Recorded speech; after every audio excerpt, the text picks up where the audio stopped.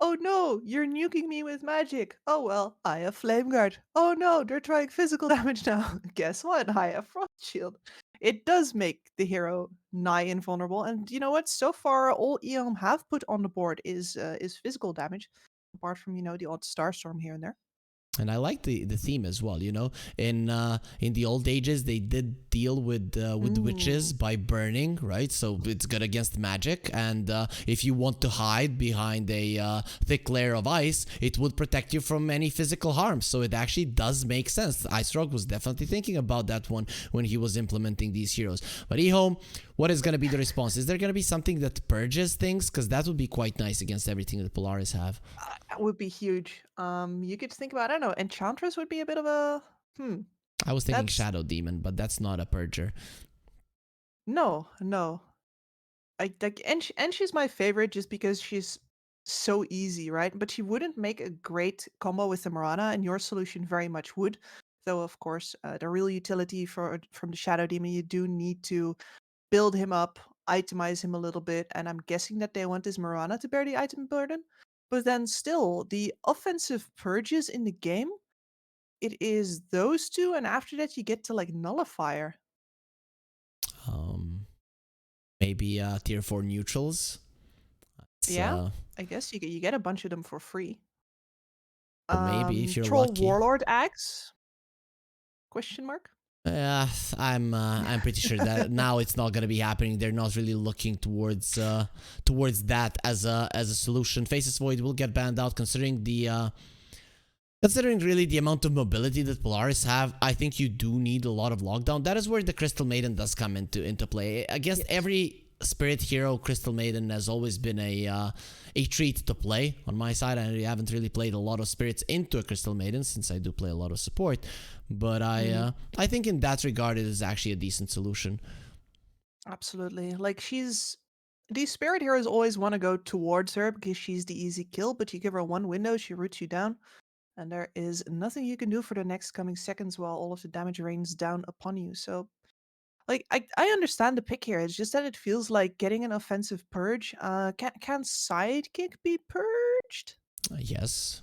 Yes. Like, it would be redonkulous this game.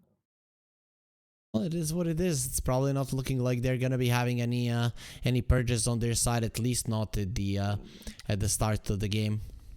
Okay, Brewmaster. Okay, I Mm, I mm, wouldn't mm. hate it. I really wouldn't hate it here because you are definitely going to be an overwhelming force in team fights. You will bring some damage with a potential Spirit Vessel or an Urn. You do lane well with the Mirana. None of these heroes burst you down. I'm okay with it.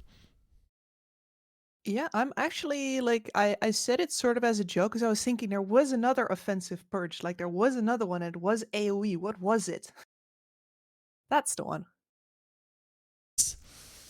Definitely is. We'll see if that's something that D-Home are going to be gunning for. If this is going to be another carry Magnus or they want to put it in the offlane, we're going to be finding out soon. But first, Polaris are going to have to finish off their draft, and they are missing a carry or a offlaner, and we don't know which is which there now with the Dawnbreaker coming out. No, but I do like another bruiser in front of this Nature's Prophet. He is going to be clicking really hard come the late game, and what he really needs is people to disperse the fight in front of him, make sure that he can take him down one by one. Nature's Prophet notorious for his lack of AoE damage. So yeah, that's an enjoyable Dawnbreaker pick. And whether she's going to be going up versus Magnus or Pangolier, she's always very nice in these melee matchups, right? Yeah, for sure. I mean, I'm loving the Polaris lineup. I don't see what Yeah. Ehome would pick here for me to favor them because Polaris are so fast around the map and they farm so much. And then they have so many things to buff up the Nature's Prophet or the Dawnbreaker so they can stand their ground against anything, all ultis, whatever you throw at them, they're going to be surviving through it. So I'm just loving how they Yep. set it all up. Only thing maybe, are their lanes weak? No, not even that is the case. So Polaris, I'm loving what they have. Absolutely. Like maybe the only weakness is the lack of like point and click stunts, but it's not to say that you can't be making any plays here. And Ehome go with the Monkey King. I mean, we've seen the power of the Monkey King specifically against these teams that fight relatively clustered around each other. Like they all need to go in to help support each other. Like you can get a turnaround fight with this. You can keep the Nature's Prophet at bay with this, but it doesn't feel like a proactive pick. It doesn't feel like throwing a wrench in the plans of Polaris. It just feels like, you know, waiting for Polaris to give you enough time to actually get yourself up into gear. And you're going to be farming fast with the Magnus. You have enough space that can be bought for you with the Pango as well, but it doesn't break this game wide open, not at all. I mean, I love both drafts, I have to say. I'm favoring Polaris a bit because I think their lineup has more opportunities to create plays for themselves just because of the mobility. And I think Mhm. Polaris, unlike Spawn in the previous series, they know how to use this properly. They're very good at it. And then when you look at eHome, they're very good at running at you while the Monkey King farms. And then in the later portions of the game, the Wukong's command obviously is going to be the biggest spell. But I still think there's just so many ways to play around it. So I'm going to be going for Polaris. But this is some top tier drafting from both sides. Yes. This was a very enjoyable draft to watch. Ultimately, I will be going with Polaris as well for most of the reasons that you mentioned here, but also one simple one, which is that eHome currently does not bring any magical damage to the table whatsoever, apart from like the Crystal Maiden. And in the early game, getting kills with physical usually just takes long. Make sure that a lot of backup can come in, and we have two ways of getting global backup here, plus several saves from the support. I think they're going to have trouble actually running at people effectively. And that could be the case. That's why I'm looking towards that early mid game from minute 7, 8 when the CM is like level 4 or 5. You start running towards the enemies. You just run while they don't really have the capability to respond, and you get the advantage there. That's what I want to see from eHome, but we'll see if that's gonna be something that they are able to do. One big thing here though, Mirana has a Tsukomo, the rabbit. Yeah, that is pretty huge, and with huge, I mean the price tag. For sure. That is for people that don't know. Okay, I don't know either. What is like the any big brand for shoes? Let's say an Shoes, expensive one. Louboutins. I'm a woman, I go with the red bottoms, Louboutin. Okay, I have no idea what that is, but still, this is like the Louboutin of in Dota, right? You show this off. It Yes, really doesn't exactly. do anything, but you have something that very rarely people are gonna have because it's like Exactly. $300. 300? Ah, I think it's more. 3,000.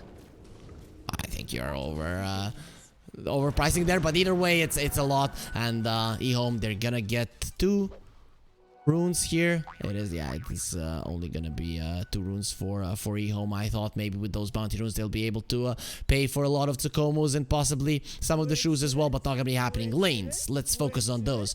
Top lane, Magnus Mirana versus a Lich Dawnbreaker. Both of these lanes can be quite strong. Ah, you're correct actually. Can get it for about 500 bucks right now, which is remarkably lower than I thought. I guess it's not very popular because it doesn't look very cool. I got Kips into in her state of mind where she is focusing on one thing, tunnel visioning here. Kips, lanes. I want to know. Lanes, Top lanes. lane, Polaris. Are Top they lane. winning this Yes, one? sir. Polaris, are they winning that one? That looks like a very strong lane to me indeed. At the very least, this Dawnbreaker should not die ever. But the opportunity to get kills is pretty limited by the mobility over on the side of eHome. So they should farm fine, but so will eHome, and that is a boon for the Magnus as far as I'm concerned. Okay, bottom lane, the Crystal Maiden, Monkey King, you want that level 2, but there were some denies that came out from Polaris, so eHome are gonna get it only when they're in very close to the enemy tower. Exactly. And of course, super powerful level 2 on this Crystal Maiden. You get both the Frostbite and the Nova. Huge kill threat, kill potential. And the Monkey King gets his stun and his sustain up as well. So this is the go. Oh, Jink. He just throws the monkey away. I don't want you here. I don't want to fight. Yeah, pacifistic doesn't really work in Dota, but he gets level 2 just in time there to jump away. And we're not going to be seeing a first blood, at least not just yet. Let's kind of use this little bit of downtime to talk about the matchup in the mid lane here. Knight, he is a little bit behind, but overall they're both okay in terms of CS. Yeah, not even behind actually. Yeah, and this will remain a 50-50. Like, Knight has some better opportunities to control runes. Mac has a little bit better opportunity to get the solo kill on the level 6. But apart from that, it is even Stevens as far as I'm concerned. Oh, Jing, he missed the jump, and now he's gonna be stunned up under the tower. That should be the first blood now for sure. And LW lives as the Marcy falls. If he just connected with that jump, that was the first blood the other way. Yeah, very unfortunate for him. And now instead we've got this monkey in a very decent position. He will have to fly in. No, he's just going boots. He's really going to count on the Jingu Mastery to do work for him here in his lane. Which, if you... And it can really mess you up, right? If you even once have to use the Boundless Strike before you get those Jingu Mastery stacks up, then suddenly your entire sustain game in this bottom lane is affected. But MKS has the faith. Is okay for now, and we can just see the difference between the bottom and the top lane, whereas on top the cores are just farming. On the bottom lane they're more into smashing each other's heads in, so that's why the creeps will suffer a bit, but overall it's gonna be fine for both Bach and MKS here in the bottom lane. I guess the one that we should pay attention to specifically on the top lane is of course CML, where if he ever, you know, tanks an arrow for a range creep, say, he is suddenly very much killable. But if that doesn't happen yet, we'll just be farming on top, farming in mid. Action on bot as they make another go onto Bok. He's gonna get some movement speed there. Jing actually jumps in. They want to fight. LW is looking very much dead here. No way to survive, but MKS is not the one that you want to be fighting. But as you mentioned, he already used the Boundless Strike, and now his sustain, it's really gone. Yeah, so all he gets to do is secure a couple of last hits with the extra damage, and now he has to play careful again. Xiaoyu super low. He doesn't have his mobility spell. 2 more hits needed from CML, but there's gonna be a hammer flying towards you, and Akashi will summon it right back to him after it has done its job. Xiaoyu is dead. Very nicely done there. Shouldn't really happen, but I guess he's not going to be too upset by that death just because he has been farming quite well otherwise. It is looking solid for the Magnus, but the Dawnbreaker is having a pretty nice time as well. And I'm very scared. Once the level 6s on these side lane cores come out, that's going to be some huge timing for Polaris. Absolutely. And the question is, of course, what are they going to do with it? Like, oftentimes you see that they have this huge timing, all of these global capabilities, and it ends up with them not really knowing where to go because they have too many options. So I hope that Polaris already have their stories straight towards each other. Like, where are they going to end up? What are the highest priorities? Because if so, yeah, that's a massive timing, and I'm unsure what eHome can do, if anything, to stand in the way of that. Jing barely lives. Bach runs away with the added movement speed. He's gonna be fine. There, the Lich on the top lane, he did scout that some stacks are gonna be coming out, and already eHome are ready with vision, so Salad is gonna know that CML is coming over. Polaris is feeling good. They're back with the coincidence. Yeah. I'm also waiting to hear, like, where's the Vesuan line gone? I thought multiple people had that. He disconnected. Well, Polaris, I missed that one. Their team probably told them, yo guys, we need to sell a bunch of these, so just continue spamming them out so it gets into people's heads. You know, if you repeat it It's a enough. good line. It is a good line. So, but there we go. Sorry, Bok gets gone. smacked by the full Boundless Strike. The Jingu Mastery hit. That's more like it. You can see that Kips here, unbiased casting, 100%, isn't happy at all that Bog did go down, but it is gonna be a nice kill either way. You know what I root for, Harry? I root for good play. That's what I cheer for. You can put that biased stuff up where the sun don't shine. I am only biased for actually a lot of people that I've worked with, but there are none of those in this match, so we don't count that. Yeah, we don't count that for sure. So Polaris, we'll see if they'll be able to take a kill back now on the bottom lane, maybe after their Nature's Prophet has died. Actually, as he has died, he goes into the jungle. Bok doesn't want to go down again, and he's just gonna be leaving Jing there to leech some experience. And Salad pulled into the arms of Akashi. The Starbreaker not gonna be doing anything, but that's gonna be all of the leap charges down the drain. Yep, and that means that now Mac, with this haste rune in his bottle, has a choice of where he wants to go, and I think he kind of thought about top for a second there. Now instead the wave is cleared and he didn't decide to go anywhere, so that haste rune remains for now. Now with the level 6 Dawnbreaker, it seems like Bok is confident enough to come back to the bottom lane, and I like this, especially because your Ember can TP in as well, or just run with a haste rune. Okay, they're gonna see him on vision. It's time for eHome to bail. Dire's top tower is under attack. I love seeing haste runes on the minimap. So fast, so furious. eHome, they're baiting this in maybe. They have a Pango with the TP and he's immediately coming over. Mac, does he care about that TP? He maybe should, and he gets himself out. Nice TP Knight, but now the mid lane is mine. Yeah, very nice feint. I mean, he spent a haste rune for that, but that is one of the bigger things that you can get out of it. And since he's mid exactly at the 8-minute mark, he gets to pick up a regen rune and go top instead. Yeah, this Pango is stuck on bot, and there's nobody home. Bok's in the jungle. Yeah, but Mac, all of his movements have been found. Still, Polaris are going to be using this pressure of the Ember to go onto the tower. The glyph might need to be used here if you want to keep it alive, and there it is. Radiant structures are fortified. What? Did he kill him with the ulti? No, it's CM just walked up there. Okay. I really wasn't seeing that one as the CM walking up the high ground into the triangle that early on, but it is going to be a kill for Bok nonetheless. A little freebie.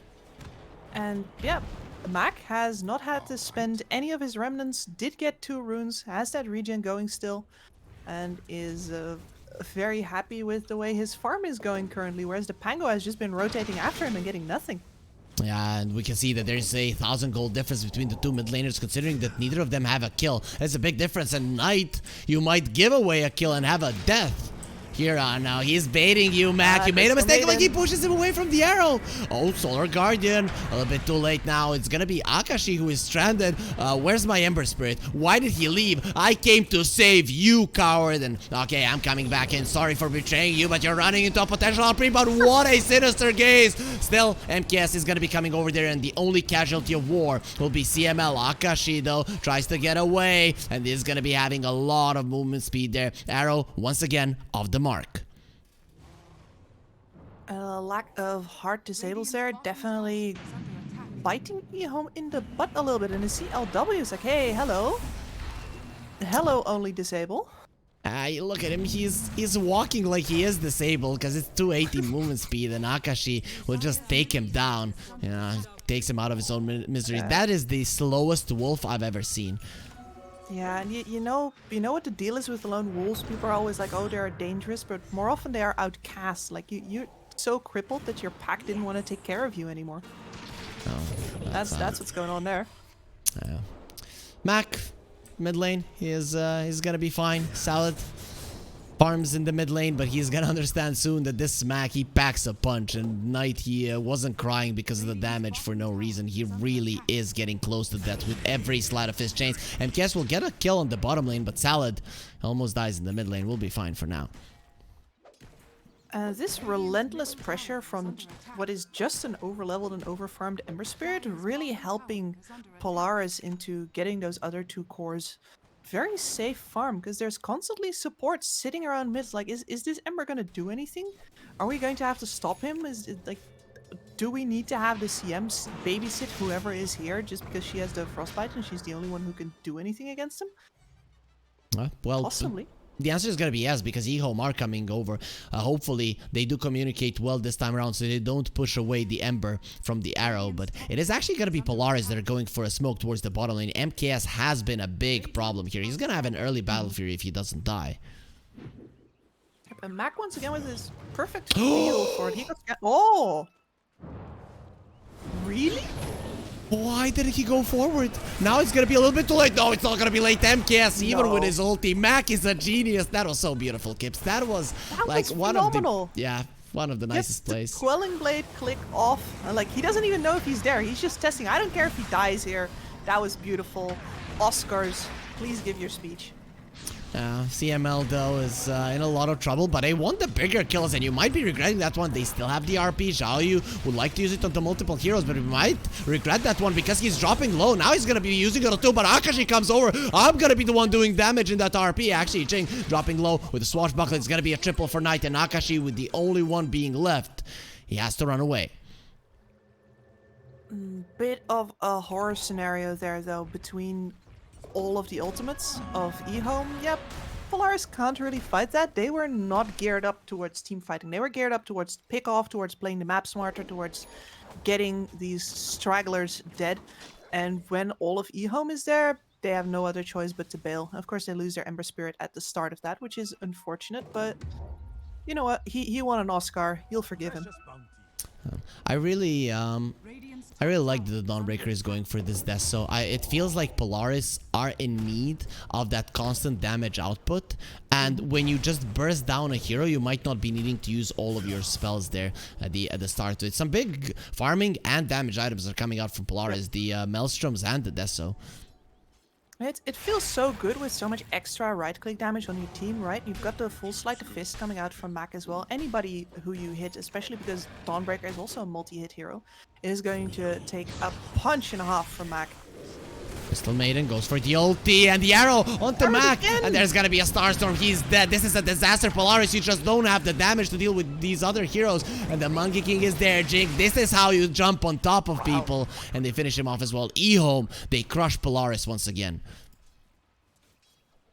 I mean, that was very optimistic positioning from Mac right there under that high ground. That's like, you know, if the CM is up there, you're in trouble. But he's like, you know what? You didn't pick a Shadow Demon. You can't actually purge off all of my defensive shields. I'm gonna be fine. Salad says, no, actually, you're gonna take an arrow to the face, and there's just too much damage here. is under attack. December, Mac is gonna be playing a little bit more defensively right now. He's gonna finish off his Maelstrom, but it's gonna be a long time. He's gonna get Diffusal there. It doesn't purge any longer, and the arrow connects. Again, not onto the Ember, but now onto the Lich. Salad is just doing such a beautiful job this game, and Polaris, they cannot punish it. Nope. I mean, at the very least, Mac risked his life there for a worthy rune. He has that illusion rune now. That's going to come in really handy with dodging arrows and roots and the like, but is that enough? Because he's not ahead anymore. Remember when you talked about the overfarmed Ember Spirit? Now we have an underfarmed Ember Spirit, and it's just disastrous. He was applying so much pressure, but then when the time came, the CM and the Mirana really did take him down. Radiant's top tower is under attack. He did everything perfectly until that rotational bot. At the very least, here is one of those pickoffs that, of course, always needed to come Why did from he this use a lineup mech? of Polaris. I think he lives there actually if he uses a mech, right? Yeah, I'd say so. Okay. But they force out the RP. They get a kill. They will be using the Solar Guardian and the Nature's Wrath for that one. But either way, I guess that Polaris just want to be using those spells whenever they have them. Marcy, she doesn't want to be caught by the Monkey King again. And it's just gonna be such an easy kill. And it's just the duo that has been bullying her even in the lane. Yep, it is Crystal Maiden. LW is doing a phenomenal job. After the laning stage, he's been exactly everywhere that eHome needed him. Yeah, really, that early game that we talked about for eHome, it's going well. They're not really getting the gold lead, but considering the mobility of Polaris, they should be ahead. So I think that eHome currently, they do look like they are they're pretty happy how it's going. Yep, absolutely. They also haven't really given up any big terrain over on their side of the map as Mac gets out of this one. Not Barely. exactly healthily. Oh boy, he's gonna be breathing heavily after that one. Knight does so much damage, and it's very hard for an Ember to play against the Diffusal Blade because his remnants are so slow. He does have a remnant to rejoin this fight, and eHome, they don't actually look at LW. He's just spamming the Frostbite there on that remnant, but now he knows that he's under vision. Immediately backs off from that. Radiant's bottom tower Just is under checking. attack. Wrong, but that's okay. The amount of sentries that has been spent from eHome just dewarding is absolutely enormous. Like, no wonder there's no aggressive vision to speak of from Polaris right now. The only one they have is in the middle of a camp blocking it, but you know what? That one hasn't been farmed, so It's not given away for now. This Deso now, it is done on the Dawn. And this is a big problem because the supports on the side of eHome are so squishy. They die in the Starbreaker. There's no doubt about it. Absolutely, but who are you going to offer up in order to actually get vision on the supports, in order to get reactions that give away where they are? Because we know that if Max shows, like, sure, he can get those reactions all right. That's because they know he's gonna die. And your Nature's Prophet probably feels the same, so I'm not sure if you're actually going to get those supports. We'll see. We'll see. Marcy's working towards the BKB. Those BKB timings for Polaris are going to be big for sure. But currently, it's only the Marcy and the Ember that are trying to get one. And look at the positioning of Knight. He's just bullying them here in the bottom lane. They have to rotate so many heroes with very low chances of getting the kill, actually. And in some ways, that is exactly what happens with these other lanes, right? The Magnus has his escape mechanism, so does the Monkey King. And they're all good at shoving the waves out as well. So you're constantly hunting people. Your lineup's good at that, but it's not supposed to take this long, right? Oh, Knight, The that's a long teleport's also TP. not supposed to take that long. Yeah, he's very mad about that one. He does have the roll up, and the Rolling Thunder, he should still be fine. But there is no one that can assist him here. Still, it seems like Polaris think that someone is coming over, but Knight was left all on his own, but he is still gonna live. Where is he trying to go? Mid lane, mid lane. Yeah. Popular destination this time of the year, I hear.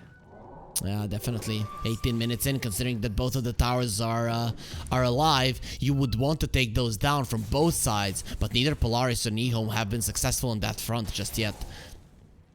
Neither of them with really enough siege. I mean, technically Polaris should be able to, right, with the Nature's Prophet, but because every single core is capable of clearing the waves, this 3 cores on 3 different lanes thing from eHome has been in place since basically the start of the game. And Polaris, at first they benefited from this, but now that it's mostly about supports rotating into those static lanes, are not really that happy about it anymore. Yeah, you have this potential to be mobile around the map, and your enemies are playing in 3 lanes, playing the laning stage, Yeah. 19 minutes in, and you're not punishing it. It is a problem. Thank you, you precious weak thing. I think Akashi disagrees with your analysis there. No, he is thanking me. He's just calling me weak, which is even worse than disagreeing with my analysis.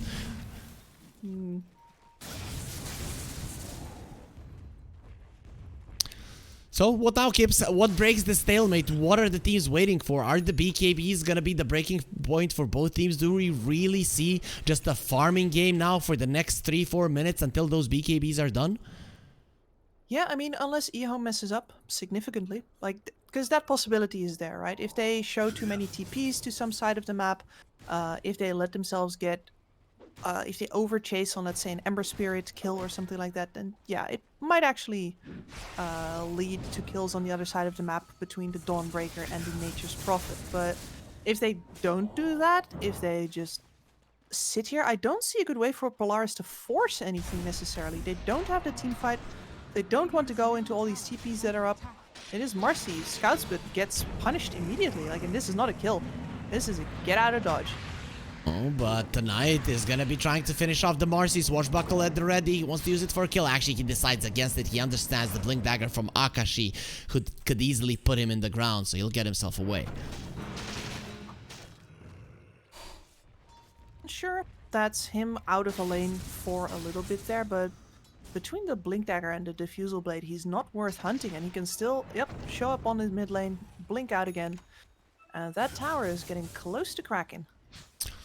The excitement is ramping up here, Kips, because we're seeing so much action on the map. Of course, that is not the case. We only see the Monkey King farming the jungle, slapping these creeps. This is the most exciting battle that we had in the past 5 minutes. But the BKBs, they are coming close. So we are gonna be seeing action from Polaris coming out fairly soon. The Nature's Prophet wants his Aghanims. In terms of items, Mirana, does she have her defensive ones? No, actually going for a Yule. So it is gonna be a Magnus with the Guardian Greaves. Yeah, he did have it earlier though. Yep, and that does mean that we add to the arsenal of setups for the arrow for the Mirana, as well as, you know, an offensive purge. Bok is the luckiest man alive. Are they gonna kill MKS from this one? He actually put him down from the trees, and yeah, MKS is gonna die. That is the unluckiest thing in the world. He didn't. Did he have vision? Yeah, maybe he did that ward. Yeah, it actually did see him jump onto the trees, and it's gonna be enough. CML is chasing forward because he knows that the sun protects him, and Akashi is coming to crush some heads. Salad does have the Yules, but that means that you are not gonna save yourselves from the burn of the chains. Magnus smacked into the ground. Akashi really doing a lot of damage, but he's gonna be frozen. Cool off, girl there. They will connect onto the Magnus with the Gleipnir, but the Skewer was already out, and you're not gonna stop him when he starts drilling into something, whatever it is. But still, it is gonna be 2 big kills for Polaris. And do you walk straight into the Roche? Nope. Back to farming. Nope, back to farming. Those BKBs are too dang important. At least Mac has his now. Aghanim Scepter is up. Then what are we waiting for exactly? Are we also going to be waiting on the BKB for little threat on the RP there? I guess we're also waiting on the RB from the Dawnbreaker, or for just another opportunity to be given. Because sure, that was the break that Polaris were looking for to get anything done, but they didn't get around to the anything done part. Yeah, for sure. But they did leave this aggressive void here in the top lane, so they're always gonna know when MKS is coming towards the top lane, meaning that they can hunt him down yet again. That summon trance, Nature's Call, it was just so big. I didn't see that ward, but then once he got him down, it's pretty much obvious what had happened there. Polaris, they knew they were gonna be getting that Monkey King. And they are trying to smoke for the Monkey King right now, but unfortunately they smoked under an aggressive ward as well, so he is back out, and they know he is back out. He has a BKB. It's Crystal Maiden, though. Aghanims from the Nature's Prophet is done. She's gonna be rooted for a very long time, and again, he just can't move. But Mac, can you move? Not from the RP. They need to save him, and they won't be able to do so. It is gonna be a 1-for-1, but a lot of a bigger target dropping on Polaris, and the bonus as well. 1 bonus, and a second. The supports, they cannot survive without their Ember again. Mac makes a mistake. Oof.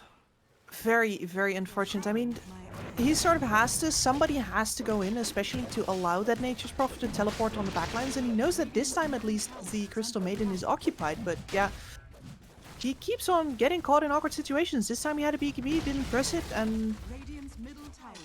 well, dead again. What can you do?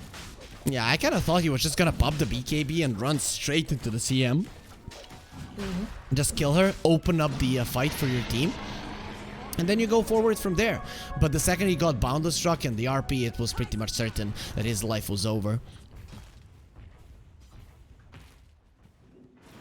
And now that is an Aegis into the hands of the Monkey King, and a dead Marcy once again. Oh, Solar This place- Guardian! okay. He's not dead. Monkey King does have the BKB, but doesn't have the Right. Wukong Command. He popped the BKB and made a mistake. Now he's gonna be surrounded, and where do you go? How do you go? What do you do? He's gonna be rooted so much under the tower. The tier 2 will go onto him. MKS is gone, and they want to go for more. Mac is chasing already. These guys have been bullying me. I want some revenge, and he's not gonna be getting anything else, it seems like. But the Nature's Prophet, really nice TP, and there it is. Salad does have the Yules. The Sleight of Fist chains, he will burn it off there, but he is still gonna be taken down. No more leaps left. Okay, I thought that Marcy was toast, but Polaris knew she wasn't, and once again an overstep from the Monkey King there into the enemy jungle, pretty much the exact same place where he died the last time. Yeah. This time he had an Aegis, he thought he was strong. If he had kept that BKB, he actually TPs away, but he wanted to stand his ground and fight, and that was a huge mistake from KS Jing. This time around, no Solar Guardian. This time around, you will not be saved, but the ulti from the Lich is gonna be pounding away Crystal Maiden. She doesn't like that one for sure. Lich, though, what does he do now? He has a Force Staff, not gonna be helping you too much. Swashbuckle Knight does so much damage. 2 supports of Polaris gone. Yep, a Knight with the overwhelming damage, and it's only going to get worse. He's flying in an Aghanim Scepter, so we're going to see the swashbuckle attacks around the shield crash. And he's got a DD in his bottle? What? Polaris have to watch out next fight. Really, this Pango could be a problem, but MKS, he also needs to watch out. 1-2 more mistakes like that, and you're not gonna be winning this game. You need to be careful. Your team is relying on you. The game is completely even, 18-14 in terms of kills, but the gold lead, non-existent. No one has an advantage in terms of map control. Everything is pretty much set right now. Do you have any favorites with the game being like this currently? this equal, I'd say the later it gets, the more I favor the team with more team fight, just because you're going to be more and more drifting together through this open dark map, holding hands, seeing what happens. But of course, like if they ever get behind on eHome, then the pick-off problem is going to be enormous. So as long as they don't have to split, I favor them. MKS, are you deep again? Yes, you are. You're dead. You are just dead. When you show your face, it just gets smashed in, and Akashi is not done smashing things into the ground. Happily, eHome will get away. These arrows are just amazing from Salad. Jing, go forward. Doesn't matter that you are stunned, but nope, it is going to be everyone else from eHome going out again too deep. Yep, it feels really weird to be comparing somebody to Gabby and Gabby coming out on top, but MKS really should have learned a couple of lessons there, because he's been getting too involved, over positioning too hard, is not at his critical mass just yet, and he keeps finding out. And what he has doesn't, it's not a fighting build, right? He's got the Axe, which is good sustained damage, but it's ultimately an extra farming item on top of the Battle Fury, a terrain holding item. Is not something for these fast and furious fights between all of the, like the reactive damage that Polaris can bring in. Jing looking very much dead there. Roll up to remove the root from the Nature's Prophet, and they'll get the kill. Knight is really being a bane of the existence of these supports. I mean, CML barely survived, and that's only because the arrow missed him. For Jing, it didn't, and so it was an easy grab. Or Salad. You're not leaping away from a Sinister Gaze. It's just way too strong of a spell to jump out of that one. So eHome, they do lose a Mirana. And that is actually a high level Mirana, so he's gonna be out of it for quite some time. Quite a bit, and I think the thing that we're waiting on, at least from Polaris, is the BKB on Marcy, which she was really very close to at the moment that she died. So I'm sure that once that is in, she is going to be relentlessly harassing these supports of eHome, and especially LW is going to be feeling her wrath, I think. I think next time Knight, though, comes close to the Marcy, she's popping that BKB and she's going for him. This Pango, he shows himself, he kind of holds himself like a gentleman, but then he's just slaughtering the ladies here. But still, a smoke from Polaris going towards the top lane. eHome, are they ready for it? I think they are, because it was it Thunder Vision? It was close. It was very close. The careful pings are coming out, and they are on Moonlight Shadow, and that is a pretty... Oh, they're all together. They're all clumped up, but the Magnus was caught there. Oh, that could have been so good.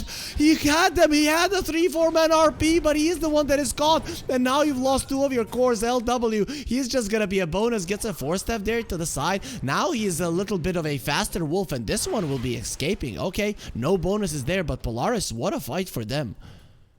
Yeah, and that was in a really unlikely situation. I think the timing for eHome to walk down this ramp was just a little bit too late, leaving the Magnus, who was supposed to react to a fight on the other side, just in the lurch with his team caught between walking forward and walking back. They placed the ward, and at that second, the Wrath of Nature connected on the Magnus. That was so fortunate for Polaris. I saw a 3 or 4 man RP there into a cleanup. Like, literally breaking the game in favor of eHome, and then just that small little thing changes everything. Clearly that was timed that way, right? Right? Yep, of course. That is what they were gunning for. Use your ulti, now I'm placing a ward. Bam! Yeah, but what if... they got caught before placing that ward. Either way, though, eHome, they are gonna try to defend their top tier 2. Not gonna be happening. Tier 2 has fallen. Outpost is open. And Polaris, once again, back off. Contented that if they get the split up, yeah, Mirana here, Salad. That's a lot of lightning. Okay, we have gotten to a point where Bok is level 20. That against the Pango is just way too hard to deal with. Well, what if he wants the mischance for sprouted units instead? Oh, the RP onto 2. Magno, he survives. They get themselves out of the Wukong's command. They don't care about that one. Jing walking into it again. You are gonna be thinking twice about that one. Bok, he does get arrowed. No BKB on this guy, and they will have to bail. The fight starting off with a 2-man RP isn't something that you want to continue fighting in. Akashi thinking about going in again. eHome, they have some of the monkey warriors here. They'll have the Euls onto the Ember. The arrow will not... Actually, it connects. Even with the Sleight of Fist, it's not enough. It was only on 1 unit. Oh, that is so unfortunate. I think he even pinged the camp there. Like, Yep. what? There was only one in there? Yeah, sorry, bro. If there was two, I think he actually lives. Yep. He Or at least sure doesn't does. get arrowed. Dire's I mean, at least that is a buyback out of the CM, but you're going to lose your mid tower for this, and MKS will have Scotty the next time you fight him. They're not gonna lose the tower. MKS, I think many times in his aggression towards tier 2s, he has ended up biting the dust, so doesn't want to do it again. Still, Polaris are holding solid lead. Is this enough, Gibbs? 4K at this point in the game? I mean, you always need to measure this by seeing like if anybody has like a distinct item advantage over everybody else. And right now it really doesn't look like that, so no. No, Okay. I do not think so at all. Okay. So, we'll see if Polaris are gonna be confident with that one, though. This Bok, Nature's Prophet, he still doesn't want the BKB. These arrows are a problem for him, but he does have a Hurricane Pike, so that might actually help in getting himself away if he has been frostbitten. That would have to be his tool. And if the more I look at this gold graph here, surprisingly enough, like the one with an item advantage here is Salad, having the full Wraith Pact up over the simply defensive itemizations over on the Polaris supports. Smoke into smoke action, Kips. Everyone needs to be very much careful how they go forward. Last time Polaris, they had a good fight with the smoke, but this time around, they're not gonna be finding their opponents directly. LW? Oh, Salad they go for caught, and there is gonna be an RP and a jump from the Monkey King, but only onto the Lich, so that's not that great. And the Lich gets his ulti off. It is gonna bounce only once. Zhao Yu has been caught. Zhao Yu is dead. Rolling Thunder not gonna be doing that much. Akashi still has his BKB, and the Wukong Summon is down. He will be losing the Mirana, and they're coming forward as well. He has found the Monkey King. Oh, he doesn't manage to get the Nature's Call off, so the Monkey King is out just in time, but poor LW will be following up as the supports of Polaris are weak to this Spango. The supports of eHome are just so weak to the Dawnbreaker. Yep, and none of these cores of Polaris have actually needed to stand and fight in this RP just yet. Or sorry, excuse me, in this Wukong's command just yet. Like the RP comes out, sure, but the Monkey King's follow-up is always not really there in time or just doesn't do enough damage to actually wreak havoc in the team fight before they all jump out, leap out, get the heals out, get tossed out. Oh, look at the damage to the racks. This is insane. Whoa, hello, Pango. Exactly where we wanted you. He does have the air this to keep him safe, but it is going to be expiring with all the lockdown they do have. Jing is taking a lot of damage here from the towers and will be going down in the end. Sad is back to the world of the living. Monkey King jumps in, doesn't have the Wukong Summon, but he wants to defend the racks. You need to be killing those treants if you do want to make that happen, but they're still going to be staying there. In the end, though, the Emperor does lose his life, and the Raxes do fall, so Polaris, they're not going to be getting what they came for, and they also lose too. Yep, that's the regenning melee barracks. I mean, it's so low that it'll take a while before it's properly up to any kind of HP again, but, you know. That is a successful base defense out of really an overextension from the Marcy. I do think that if she stays there and she punches into those racks, maybe the Ember still dies, or maybe only she dies, but you definitely get those buildings down. That's most definitely the case, and now this is a Roche with an Aghanim Shard as well, and Polaris, they don't have the heroes to fight it. RP is gonna be up in 2 seconds, so eHome, they're ready for anything that is thrown towards them. Well, but that is a buyback.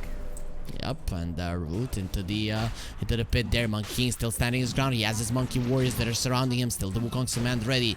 Polaris, they use the buyback. They found the Magnus. Zhao Yu, what are you doing? He's just dead. He's gonna be giving the gem away as well. And look at how deep Mac is. This Roche is not falling fast enough. MKS will be using the Wukong's command. Isn't gonna be enough here to stand his ground. The ulti from the Lich is gonna be bouncing, but in the backlines, Mac, he just used his buyback, but the Solar Guardian will protect the MKS. He kills the Roche. Actually, it's not gonna be him, but he does get the Aegis. Mac will be dropping down. That's a dieback, but the question is, can MKS survive right now? Bok is gonna be keeping in his place. He's been leashed. He'll be pushed away, and Akashi is coming over as well. He actually doesn't want to fight the Boundless Strike. It is gonna be a dead hero, and it's time for eHome to go forward. Akashi jumps out just in time. Arrow, ooh, Bok. It's gonna be a little bit short there, but they're still gonna be coming for him. You don't have a BKB. You cannot live. You will be disarmed until your life is down, and it is gonna be fairly soon with 3 heroes just ripping into this Nature's Prophet, and finally we'll get a kill. Beautiful fight for eHome, and they even retain the Aegis. That got really close there for a second, but yeah, the fact that the Monkey King manages to snatch the Aegis in the middle of all of that, the Ember Spirit is doing his best to make sure that he can push all of the possible like other heroes that could come to the Monkey King's rescue away from the pit. But when the monkey solves his problem himself, that just means that the Ember is overextended and his backup cannot come for him. That's a dieback onto Mac, who's had a rough game already, and still that Aegis in the hands of the Monkey King. Yep, and he's gonna have a Satanic, so even if you were getting him low, you're not gonna be doing that any longer. He's level 25, Kips. This is a huge problem for Polaris. I mean, literally, like they have been avoiding the Wukong's command this far, mostly because they have mobile enough heroes to actually step out of it. But now with the extra range and the fact that it's going to be sitting on your high ground, you don't want to be getting out. You want to be doing something about the monkey sitting in the middle, and you won't be able to. How mobile can you actually get when the Wukong's command is everywhere? The tower isn't gonna be that easy to bring down, but the Magnus has found the Lich. eHome, they dive, but unlike Polaris, they will be successful at that one. And Lich, without the Frost Shield, you're not defending these Raxes. This is gonna be a lane for eHome. Unless something really strange happens, but I would be very surprised that the damage would... Mag goes fishing, comes up empty. Akashi, they're going for the Magnus. They want to finish him off, and Xiaoyu is dead. He does get the RP off before that one. Now look at the Monkey King. He pops the Satanic. He's gonna be fine. Now goes for the Lich. CML, nice buyback. Now go die again. Mac going in the back lines again. He does have the Aghanim Scepter, so this time around he's gonna be mobile enough to live. Akashi has the BKB. He has the movement speed. Their arrow, of course, not gonna be doing anything against the BKB. Monkey King, he can't get out of the Sprout, but now he's gonna be force-staffed out. And Polaris, they only get the Magnus, nothing else. MKS feels confidence to still stand his ground. He has the Aegis. He will have the Satanic as well. This guy, unstoppable.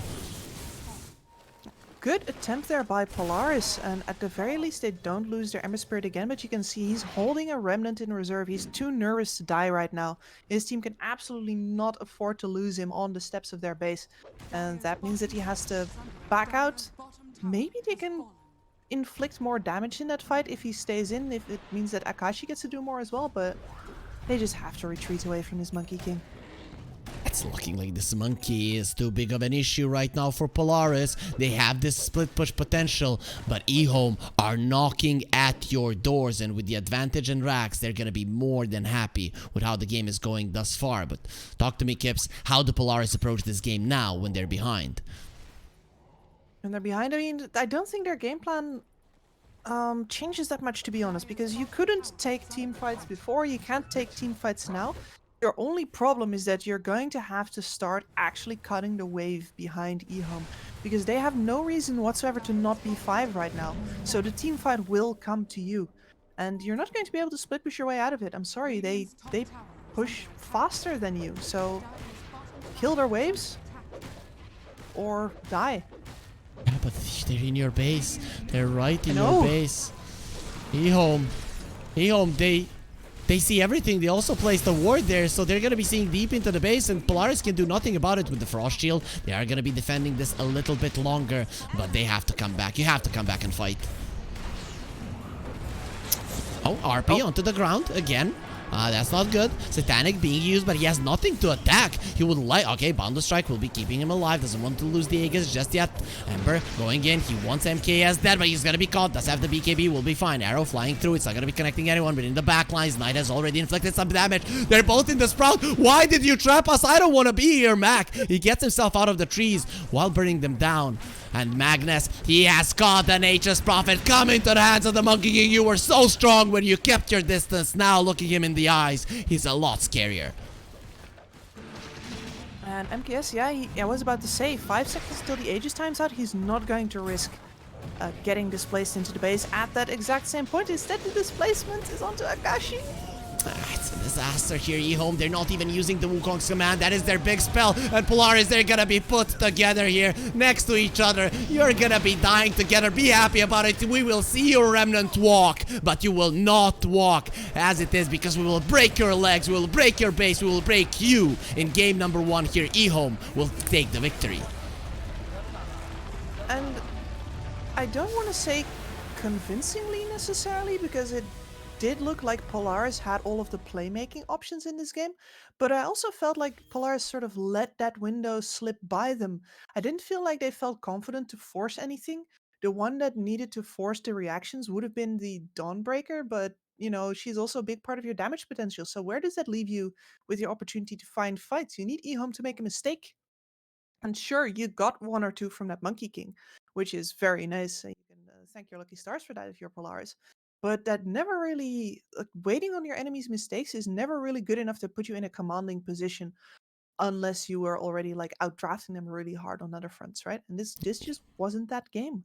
Yeah, I agree with you wholeheartedly for sure. Their Polaris, they just didn't utilize their lineup to its strength, even though it looked like at times they had their timings. They should have been winning fights. And to be honest, even the fights they did win, they just killed the Magnus at the start of it by some sheer luck. And in the end, they still lose the game. So for me, eHome, they really did look like the overall better team here in game number 1. But that doesn't mean that this is gonna be it for the series. It was a close game. Either way, there were times where Polaris maybe could have taken it for themselves, but it is not gonna happen. With that being said, we are gonna be going on to a short break here before game number 2 starts. So more Dota action to come. Stay with us.